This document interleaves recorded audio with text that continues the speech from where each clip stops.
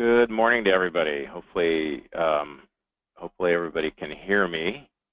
I'm not sure if there's any way for me to get any feedback from anybody here, but we'd like to get started today with the compliance management webinar. Welcome to this joint presentation by eSecurity Solutions and KnowBe4. And the topic today is on compliance management. Today's speakers will be myself, Tom Ruffalo, CISA at eSecurity Solutions, and Dino Contento at KnowBe4.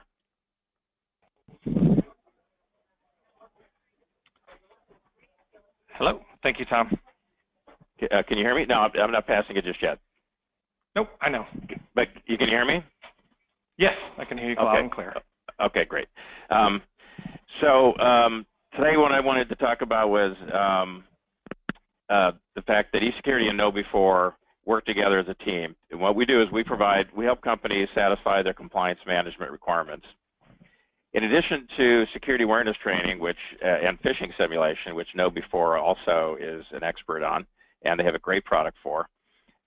Today we're here to talk about their KCM product, which is a compliance management solution. And I would say it's an easy-to-use, cloud-based solution that can be deployed by any size company.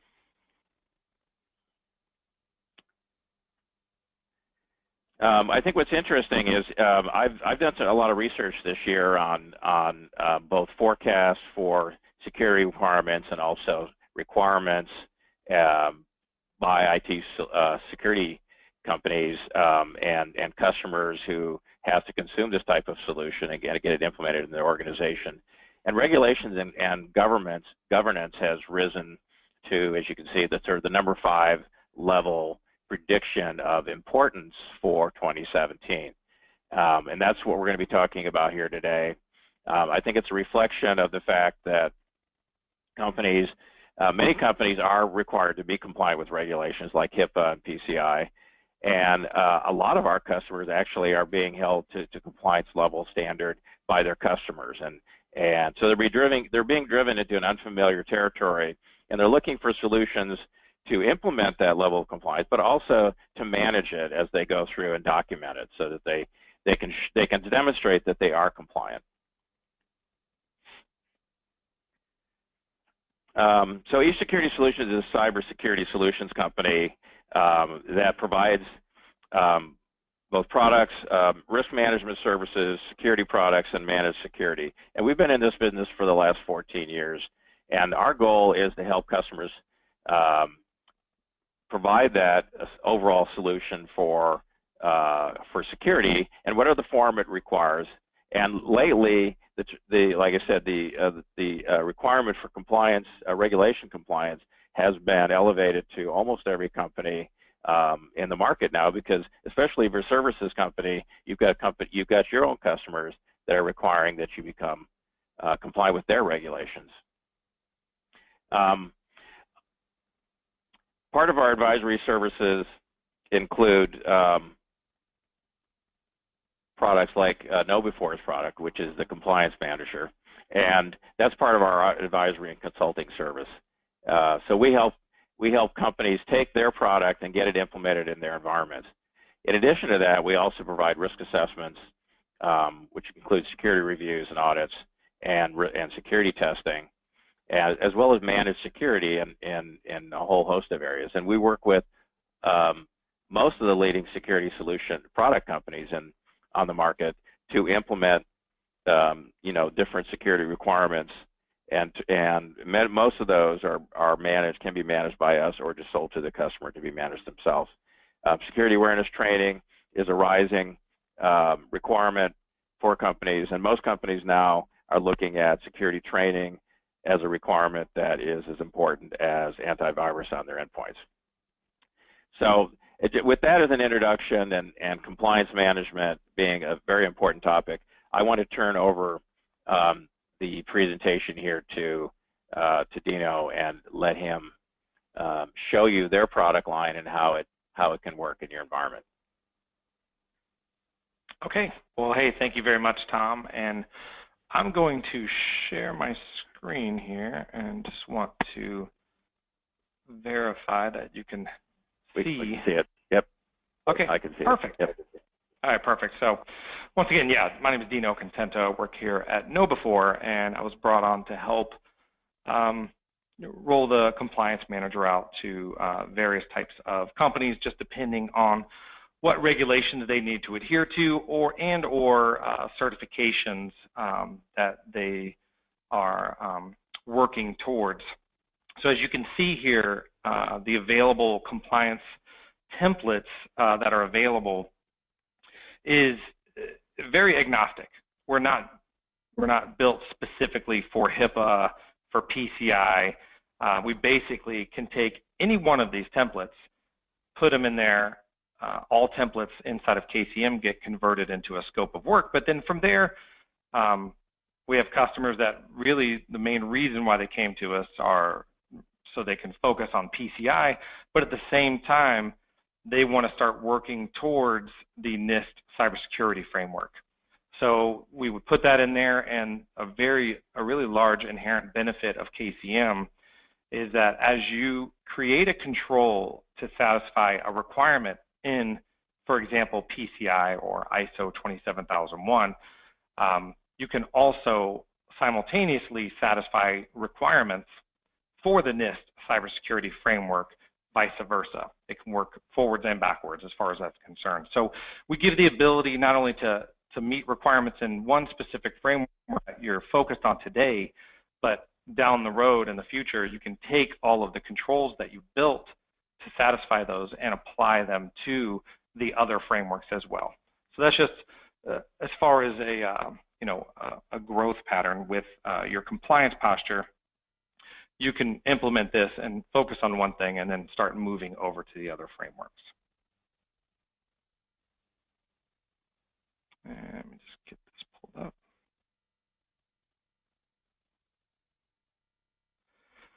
So what we typically do when we look for customers that either have a program in place, maybe they don't have a formal process, they might be using Excel, a little mix of Outlook, for some reminders like to review a policy or to check the server room door that it's locked, etc. Or even more advanced where maybe they're using like a Jira ticketing system to perform those policy reviews and assign them out to other people. And that's pretty good. I really like running across customers that are actually doing something towards that. They're semi-organized, but yet they haven't automated anything really, and that what we can do in KCM is we can take a lot of the work that you're already doing today, bring it into the KCM platform, and then start automating some of those functions as far as who you assign it to and the repetitive nature of certain policy reviews, etc. So we bring it into one platform so that everything's centralized, all of your documentation, all of your efforts.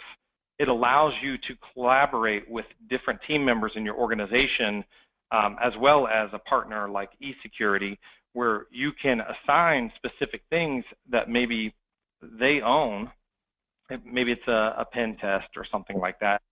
They would own that specific task, and year in, year out, they would go perform that task, generate the results of the test, of that control, etc., and bring those results back into KCM. But the inherent benefit, like I mentioned before, is you can take that assigned task, like a pen test or like a policy review, and map it out to satisfy requirements in other frameworks. Just depends on where you're starting out and where you're building this thing out. So you get the ability to delegate responsibility to other team members, maybe that are better suited than yourself at actually performing that task. So if it's provide a network diagram or patch the servers, you would obviously assign that to maybe a network admin where they know right where the evidence is, they know how to actually carry out that control and how to generate the evidence of their end results of that to bring that back into KCM. And then of course, you can automate the entire thing. So when you assign a task to somebody, you have an option there to create a frequency of how often that task or that control gets reviewed on a test schedule. So when that takes place, they're going to get that same thing year in, year out, because compliance is not just a one-time thing. It is perpetual. everything inside of KCM starts out as a template. I showed you guys some examples of some available templates today. All of our templates get converted into a scope. The benefit of a template, our managed templates, is basically you can take one template, such as PCI, and I'll just draw a picture of, let's say, a corporate entity, or maybe even a hospital owns 5 separate hospitals under its corporate umbrella, like HCA owns hundreds. And then from there, they can take that one HIPAA template and create 5 different scopes and give them specific naming conventions out of there. So you can replicate templates and create multiple scopes out of one. But the other benefit is we manage those templates so that if there's any changes in any of these frameworks that we manage next year, we will provide you with a delta of those changes in another template that you can add to your current scope. And we're going to talk about some of the definitions today, so I'll just throw these words around, and they'll make a little bit more sense as we go through this a little bit more. So a scope is really where you live. Once a template is converted, and by the way, only other thing to mention on the template is you could create your own custom templates here. And that could be anything from audit remediation to maybe a vendor assessment questionnaire. You can create custom templates in there and convert those into scopes that you could potentially push out to other vendors and or customers. But a scope is where you live. A scope is where everything, all the work gets done. That's where you delegate responsibilities out. That's where people actually go out and perform those tasks and bring evidence back into KCM for your end result of audit readiness. And control. So let's define what we refer to controls as inside of KCM, because NIST refers to controls the same way we refer to requirements. So, and how we define a control, basically, a control is proof to an auditor as to how you are satisfying those requirements. At least that's how we refer to it here. And we do it inside of KCM via a task that is assigned to a control owner, right? So once you assign that, make that assignment in KCM, the control owner will receive an email notification along with what's being asked of them, what function to carry out. And you can go as far as even creating some control documents, which it could be as simple as a Word document with a set of instructions, screenshots, whatever else you might want to include there, as well as maybe even a snippet or an example of what you would like the evidence to look like before they bring it back into KCM. And by creating those control documents, you can enable people that aren't as familiar with compliance or don't have as much experience as yourself to go in there and actually perform some of those tasks. So control owner does their piece, they close it out. It'll automatically notify the approving manager that something has been completed and it's awaiting their review. So now the approving manager has an opportunity to be the second set of eyes on the evidence, as well as they also serve as an escalation path in the event that the control owner doesn't close their task out within a certain time frame. Some of our customers have deadlines that they'd like to meet. They have an audit coming up at the end of June, and they want to complete their SOC 2 by that time. So then what they'll do is they'll assign out all of the different controls, they'll spread it out over time, and then the approving manager's job is to make sure that nothing really goes past due so that you guys kind of hit all of your compliance goals. Users have the option to bring evidence back into KCM either via file upload, where they can actually upload the file into the cloud with us. It's a cloud-based service. Or another option is to provide an actual link to that evidence. It must be a published file that lives on your intranet, such as like a SharePoint. And then from there, and just so you know, that's how we define a user. An admin, of course, can perform any function inside of KCM, so they count as a user. A normal user can be assigned a task, and they have the option to either upload or provide a link to the evidence. You can even proxy their permissions to where they can either only upload files or they can only provide links, or both. It's up to you how you want to do that. But we also provide you guys with unlimited auditor login so that an auditor access is just read-only. So whenever you give permission into a scope for an auditor, they won't be able to provide evidence. It's really just a read-only where they can go down and see how you're satisfying those requirements and drill down in there and see your evidence. So the big ROI back from KCM truly is time. And the time you get back is really in the event of an audit. Obviously, because everything's very organized, an auditor gets a login into KCM. You can export the scope out to them as well, but regardless, they can see the requirement, they can see the controls satisfying those requirements, and then they can drill down into the test schedule of those controls depending on which one they want to choose and look at the evidence of how you've satisfied that. And then from there, they're off to the races. You get to go back to work, and literally it takes you a few minutes to create that auditor account, maybe a few more minutes to train them on as to what they're looking at, how to drill down into those controls, and then really they're off to the races. So it eliminates you during a normal audit where maybe you're working out of a spreadsheet, and then you got to kind of sit there with them for a week or two where you're going and grabbing evidence that they're requesting, or maybe they don't exactly know where it is. So it just lays it out really nice for them where maybe one person might need to be available for them, but you definitely don't need to sit there the entire time. So you get a lot of time back. That's the big one. So you stick those guys down in the in the basement. Don't let them talk to anybody. And when they have any questions, you come back and you can jump in there and help them. But that's the big time saver there. You eliminate a lot of the worry, the panic, scramble, because you can spread out your compliance goals over time. And you can assign these controls via a due date so that you don't bottleneck anybody in the organization with being burdened with too many tasks all at once, so that you can really have a nice steady program. And let me get out of that. Let me just make sure I don't need to, yep, I'll sign back in.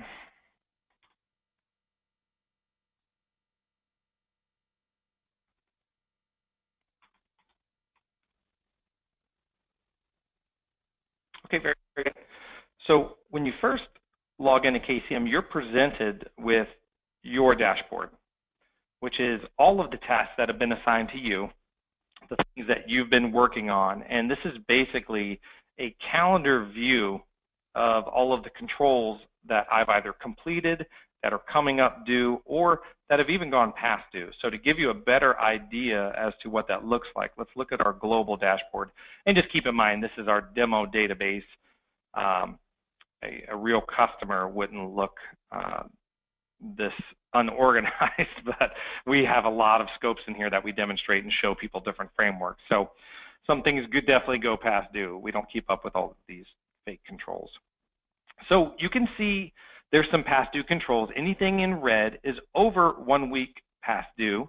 Anything in green is actually completed successfully. Anything in yellow is 1 week past due. And blue means it's coming up due. So you can kind of see things that are coming around the corner.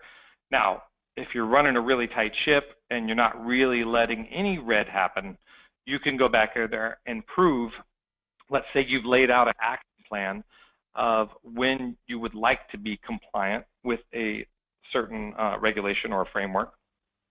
You can assign those controls of when those things will actually be carried out and reviewed, and you'll be able to prove it in a calendar view that you've met all your goals, you have no red, and here's when the upcoming things are due, and you can go back historically and show that you've met all of your goals and you're on track to reach that compliance task from there. But the other nice thing from the calendar view is you could literally drill down into one of these tasks right from here and close those out, perform that review, attach the evidence, etc. It just depends on what's being asked inside of the control. So, and then of course templates. Depending on what you need, we would load in the appropriate templates for you. And these are literally just a list of requirements. So HIPAA, we broke out into two different parts, the security and the privacy rule. The NIST cybersecurity framework, there's 98 references there, but all templates get converted into a scope. So without spending too much time in templates, let's just go into a scope. I'll just show you what that looks like. I do a lot of work in the NIST cybersecurity framework as I demonstrate, just because I like the CSF framework, and it seems to be pretty popular these days. So when you first come in, you have an option to come in and do a self-assessment, right? So this is the very first thing you would see once you convert a template. It takes you right to the scope. Obviously, these would all be zeroed out. The very first thing you could do is a self-assessment, where you go down and identify your gaps. So you can mark down things that you've met, that you know you've not met. You can put, more specifically, I think it's really important to go in there and mark things that are not applicable to the organization, and even add a note as to why it doesn't apply, especially in like a PCI world, right? There's, depending on how you take those credit cards, et cetera, a lot of those things aren't going to apply to you. But you can go in there and mark not applicable, add a note, and that way it's very transparent to an auditor down the road why that doesn't apply to the business. So let's go back to the scope. And so by doing that self-assessment, you can really shape your body of work as you come back into KCM. So basically, you click on the requirements. You can see you have the requirements here, and you can see based on your assessment whether you've met those requirements or you've not met them. It still doesn't mean you've built out any controls yet, which is what you can see right here on the right. But this has a very nice, nice look and feel to it. If you wanted to, you can just tackle it from top to bottom and then work your way down. You can always see kind of where you left off from where you haven't built any controls out. So I'll go down to the very first one that doesn't have any controls. I've been working on this one for quite some time. I should probably start a new one. And I'll click on one of the requirements. So you can see here, I can see what's being asked of me in this requirement. I can see the description, etc. And then, but I can also see this says this requirement currently has no controls. Well, you know, if you want to become compliant, you do need to build controls around these requirements and show how you are satisfying them, because everybody builds their own controls. They're very custom, and they're very aligned with your business. So what I'm going to show you first is how to create a brand new control, what that looks like to the end user, and then also how to come back and just actually map to a current control. Because like I mentioned before, you can steal some of those delegations that you have out to other people, which are basically controls.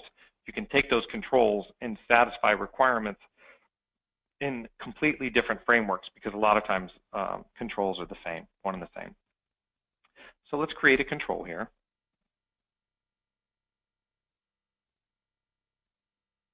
There we go. Just give it a name and description.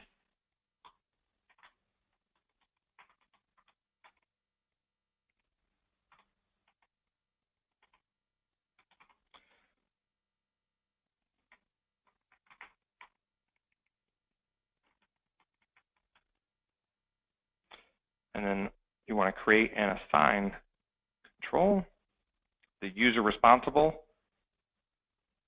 I'll just go ahead and choose myself and update it. Okay, so I can see that I have a user responsible. I'll go ahead and also assign an approving manager, which I'll just do for myself as well so you guys can see what that looks like. Evidence requirement. I'll require a docu-link. You can choose either or. You can either do a file upload, a docu-link, or both. In this case, I'll just do the docu-link. Okay, so that's been assigned, and as far as the schedule goes, I want to go and change the frequency to annually. And here's where you can change the due date. So if you want to pick a certain framework to be compliant with by X and X and such date, you can go in there and divvy out that framework. So in NIST cybersecurity framework, there's 98 requirements, if you wanted to, you can break it up into 4 quarters over time. So on January 1st, you can assign 25 of those controls out to specific individuals. On March 1st, another 25, et cetera, and so on, until you go through and have all of those established. And then that first iteration of KCM is obviously going to be a little bit more work, because sometimes those controls aren't even created, or that process really isn't in place. But this gives you time to actually build those things out, create the evidence, the first iteration of evidence. And then on the second go around with KCM, it gets much easier, because a lot of things stay static, like a network diagram or a security policy. It doesn't change a lot year to year anymore anyways, where there's, might be minor changes, but still a lot of those things that you've had to build out the first time, a lot of times they don't change, but you can show inside of KCM that you actually did the review of that evidence without having to go in there and recreate the wheel. I'm going to update the task schedule here, and so from there, let's see if I should have an email here. Oh, I want to get, oh, it's sorry guys, that is the,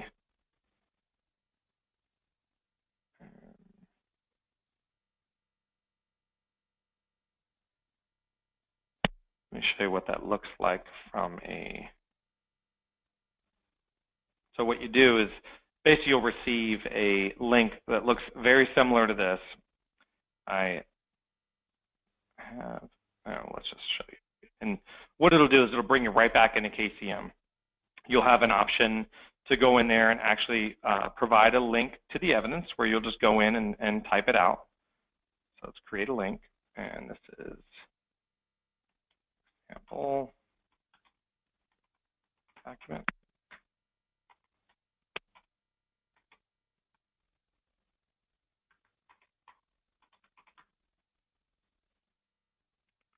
And you don't really need to provide a version. And then you'll see there's a link to the evidence that you've just created. Now, as an end user, basically I've done what I needed to do. I can either keep it open, or I can complete it. And then as soon as I do that from my part, it's going to automatically notify an approving manager that it's been completed from my side.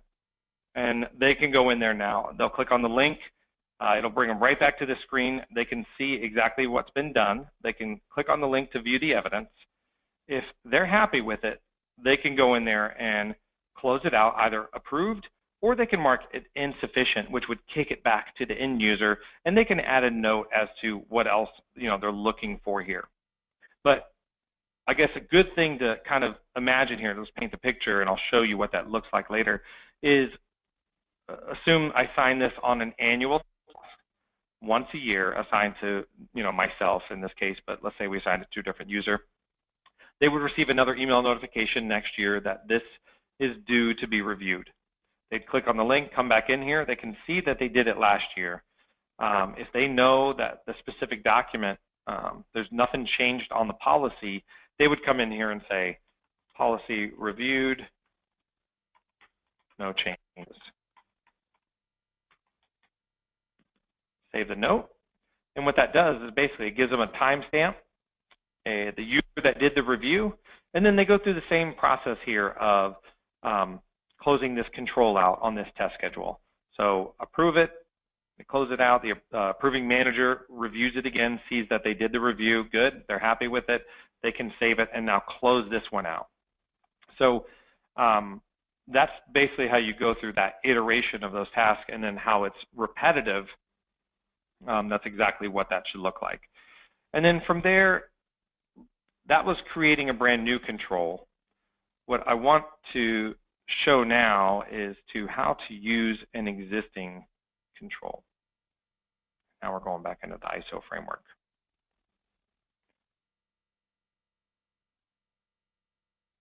So instead of, here we go, so screening. This is one for background verification. So instead of creating a brand new control, let's say, hey, we've built everything out for the NIST cybersecurity framework, all those controls are in there. Or let's say you're kind of a more mature customer, maybe you've been working out of spreadsheets, you've done an SSA 16 certification, you have all your controls separated, you can bring those into KCM, you can upload all your controls in here, and then you can actually, instead of creating a new one because you've already brought them in, you've imported them, you can map to control. And then right here, we can look for any keywords, or you could even put identifiers in there and search for those identifiers, but that's a little bit more of a advanced function. So screening, so employee screening process, you can look for that control that you already have and add it. Okay, and that's done and in there. So now you've mapped that over, and essentially what you've done is you've taken a control that somebody already performs on an annual basis. They did not get notified again, and you've satisfied a requirement in a whole different framework. So that's a true benefit of KCM is, you don't need to recreate things. You can just recreate them once and then use them across multiple frameworks as you want to grow your posture out. So controls, everything's centralized, so all your controls are in one place.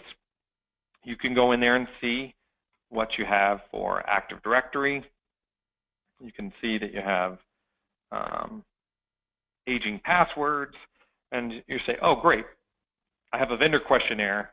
I want to go see all the different controls we have to answer these questions. You basically can just search for all of your answers right here based on all the controls that you've built out in the organization. So everything's right here, and you can build out a different vendor questionnaire and then answer those things. And here you can actually map your controls to that questionnaire and build it out right from there, and then export your scope out to that vendor or to that customer that's requesting those things.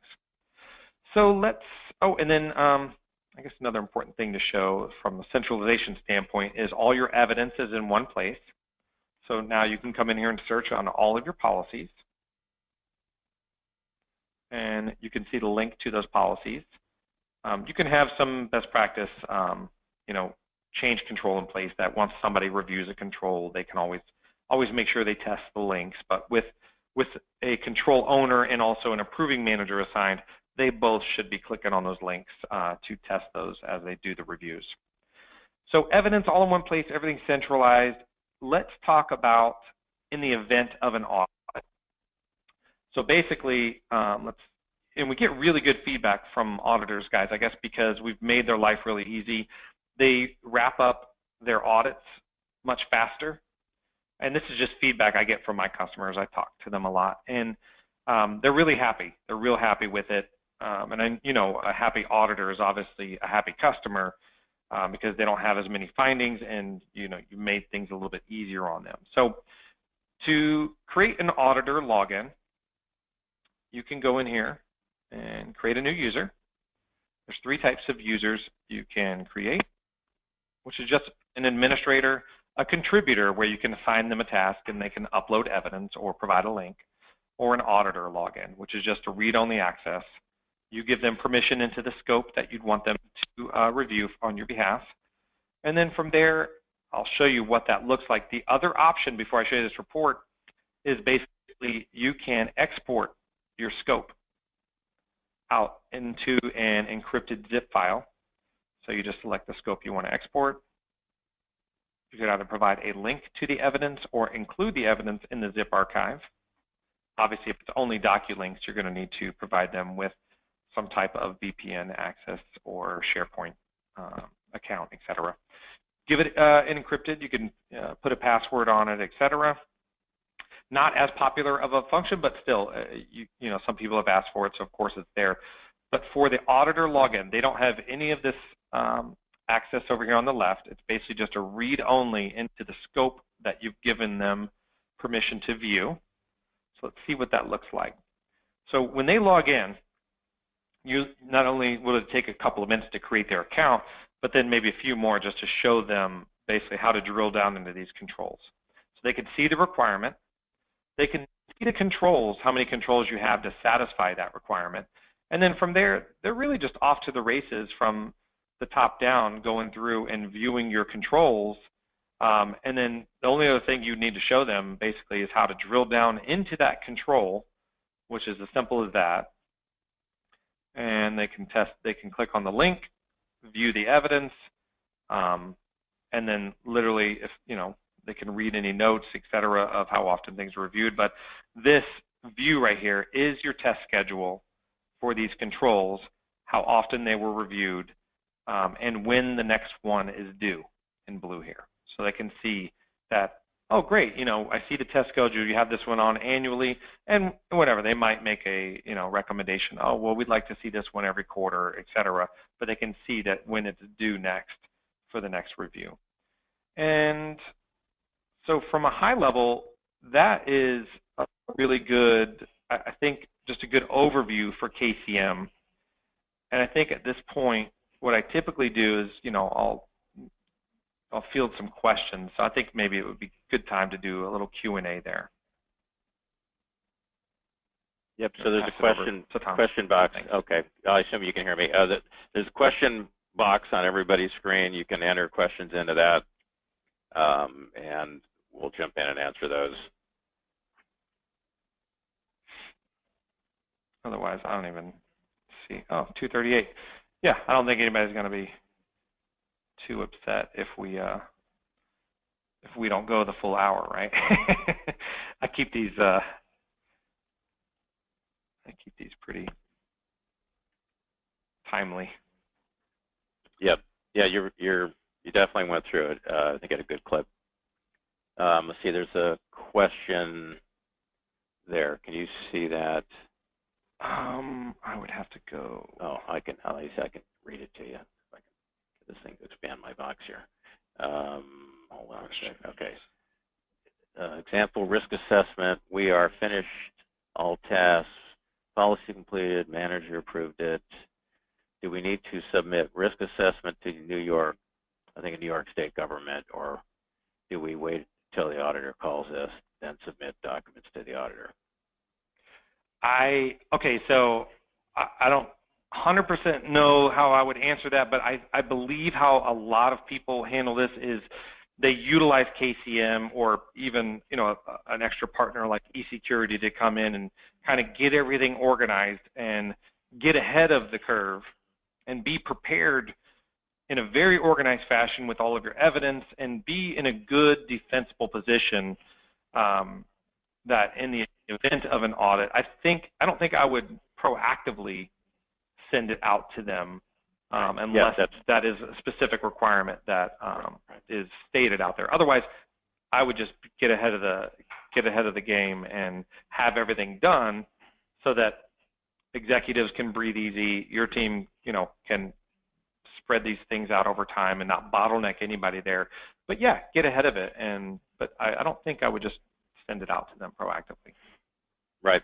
Yep, I agree. The goal is normally just to document that you are in compliance. It may be something that never gets looked at by anyone else, but it does allow you to make sure that you've met the requirements. You're documented and ready to go. And most of the cases, you're just going to use that for audit purposes. For PCI, you're filling out an SAQ separately, so you don't have to submit that. Same thing, in HIPAA, you're not presenting it, you're not sending it out, but you're using it as evidence that you are in compliance.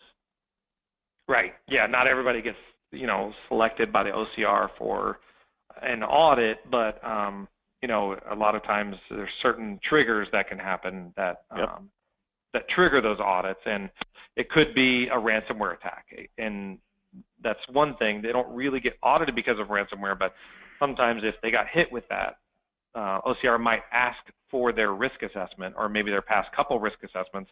And if they notice a pattern that you haven't made any progressions towards, satisfying those gaps, they might come in and take a closer look at your program. And a lot of those big fines you've ever read about with OCR are not really because they got hit with ransomware. It's because when they came in to look at their program, they didn't have the right controls in place to even stop something like that from happening. Yep. Or if somebody reports you, and then at that point that could trigger an audit. Mm-hmm. Yep. Are there any other questions from today? If not, you can go ahead and enter them. If there is, go ahead and enter them. What I'd like, is I'd love to have you let us know how we can help you with your compliance requirements. Presumably you have some interest in it or you wouldn't be on this call. We are available. eSecurity Solutions will follow up with you if you don't follow up with us, and just see if there's anything we can do to help you. We can have a one-on-one discussion about your needs and see in what areas we can solve that problem. If you need further information about KCM, we can help you with that. If you need a price quote, we can help you with that. If you need help with implementation, we can help you with that.